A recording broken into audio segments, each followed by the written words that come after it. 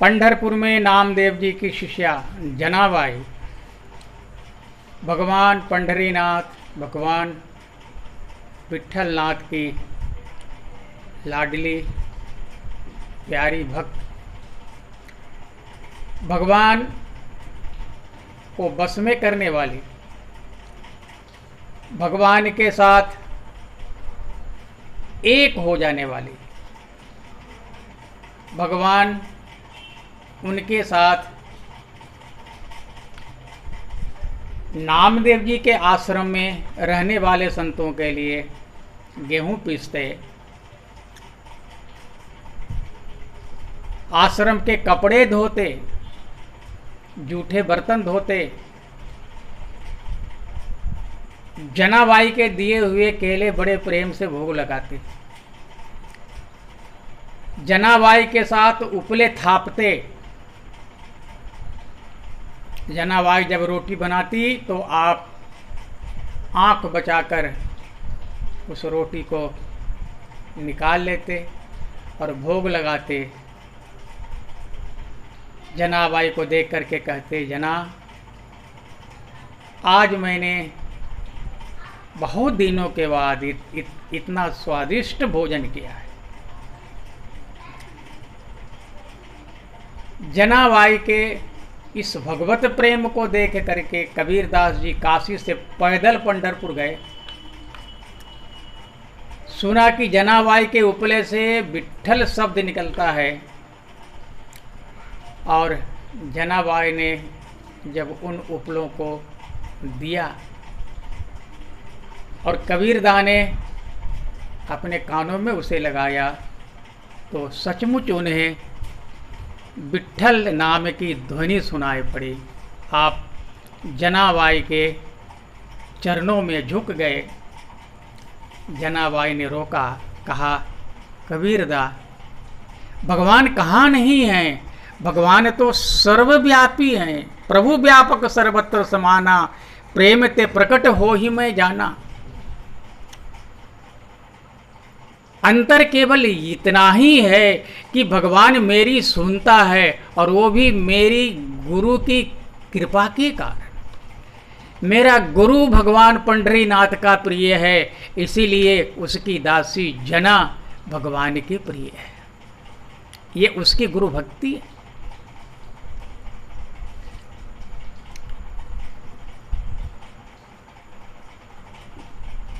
सखूबाई इसी दक्षिण भारत की पंढरपुर के पास रहने वाली, इसके पति, इसके सास, इसके ससुर इतने विमुख, इतने नास्तिक कि भगवान का दर्शन करने नहीं देते, इतनी प्रताड़ना देते कि सखूबाई बार बार चित्कार कर उठती। लोगों ने उसे घर में बंद कर दिया। ऐसे में भक्त परवश भगवान सखू का रूप बना करके स्वयं बंध गए और सखू को पंढरीनाथ का दर्शन करने के लिए पंढरपुर भेज दिया। जी भर करके उसने दर्शन किया, अखंड वास किया और वहीं उसने शरीर को भी छोड़ दिया। बाद में लक्ष्मी जी आई। भगवान की इच्छा से उन्होंने उस सखूबाई के इतने पुराने अस्थि समूह को, राख को खोज करके और सखूबाई को नया जीवन दिया, उन्हें घर भेजा। तब तक भगवान ने सखूबाई के पति, ससुर और सास को अपनी सेवा के बल पर उन्हें उनके स्वभाव को बदल दिया और सभी को परम भक्त बनाया।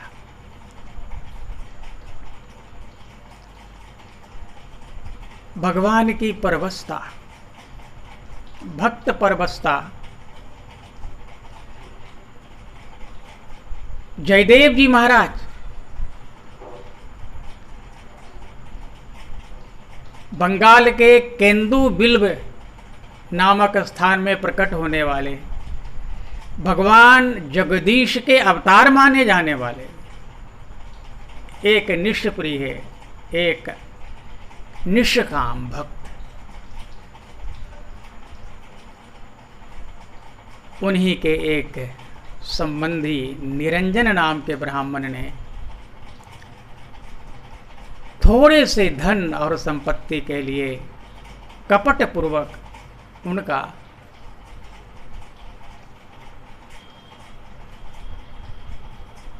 नकली दस्तावेज के आधार पर जयदेव जी से दस्तखत करा करके, हस्ताक्षर करा करके अपने नाम करा लिया। भगवान से यह अत्याचार भक्त पर सहा नहीं गया और उसी समय निरंजन के घर में आग लगी। उसकी लड़की उसी समय दौड़ करके आई और कहा, पिताजी जल्दी घर चलिए, घर में आग लगी है। दोनों दौड़े, जयदेव निरंजन। जयदेव जी आग में कूद पड़े, सबको बचाया। जयदेव जी को देख करके अग्नि शांत हो गई। इतना बड़ा प्रभाव देख करके वो निरंजन, वो विमुख निरंजन जयदेव जी के चरणों में गिर पड़ा। उसने नकली दस्तावेज के टुकड़े टुकड़े कर दिए और आजीवन जयदेव जी के शरणागत होकर के उन्होंने जीवन यापन किया। जयदेव जी का गीत गोविंद पूरे विश्व में अद्वितीय, जिसको भगवान ने अपने हाथों पूरा किया, अपने हाथों से उसमें लिखा जो जयदेव जी चाहते थे। जैसे बिंदु माधव ने भागवत की टीका का निर्णय दिया, जैसे भगवान विश्वनाथ ने काशी में मानस का निर्णय दिया, मानस का निर्णय दिया, ऐसे ही भगवान ने जयदेव जी के गीत गोविंद को सर्वश्रेष्ठ घोषित किया। एक दिन उसी गीत गोविंद के 5वें सर्ग की अष्टपदी का गान पुरी में एक मालिन की लड़की बैंगन के खेत में कर रही थी। भगवान से रहा नहीं गया और वो मंदिर से निकल करके उस बैंगन के खेत में पहुंच गए और उस लड़की के पीछे पीछे डोलने लगे। ठाकुर जी के वस्त्र फट गए, लेकिन सुनना नहीं छोड़ा। जब लड़की ने गान बंद किया, भगवान मंदिर में आए। ये बात पुजारियों को पता चला, राजा को पता चला। तब पालकी भेज करके उस लड़की को बुलाया, भगवान के वस्त्रों और आभूषणों से उसका श्रृंगार किया और उस लड़की ने नृत्य पूर्वक गीत गोविंद गा करके भगवान जगन्नाथ को रिझाया।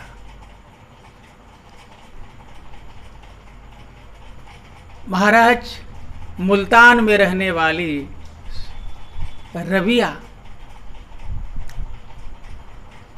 भगवान के प्रेम में डूबी हुई, जंगल में एक झोपड़ी बना करके रहने वाली। एक दिन उसकी सखी ने पूर्णिमा के दिन कहा, रबिया तू इस कुटी के अंदर क्या कर रही है, जरा बाहर निकल करके देखो, देखो पूर्णिमा की कैसी छटा बिखरी हुई है। तब रबिया ने कहा, तुम मेरे हृदय में झांक करके देखो, सारे जहां की कैसी छटा बिखरी हुई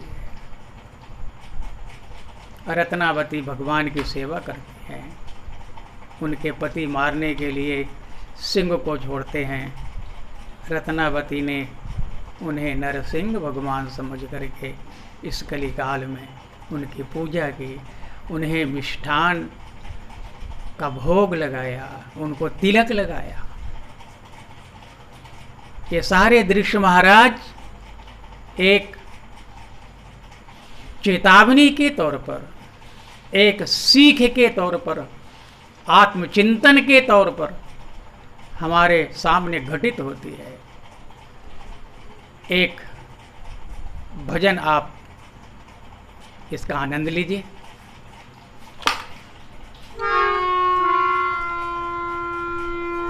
नाम कहने से तरे जाएगा,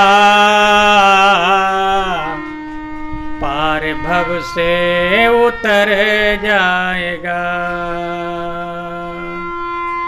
नाम कहने से तरे जाएगा, पार भव से उतर जाएगा। बड़ी मुश्किल से नर तन मिला है, बड़ी मुश्किल से नर तन मिला है, बड़ी मुश्किल से नर तन मिला है। फिर न जाने कहाँ जाएगा, पार भव से उतर जाएगा।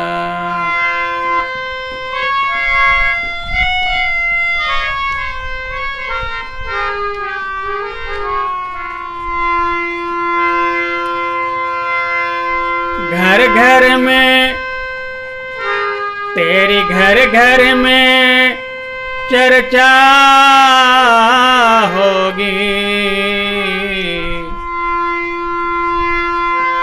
घर घर में चर्चा तेरी होगी। काम ऐसा जो कर जाएगा, पार भव से उतर जाएगा, पार भव से उतर जाएगा।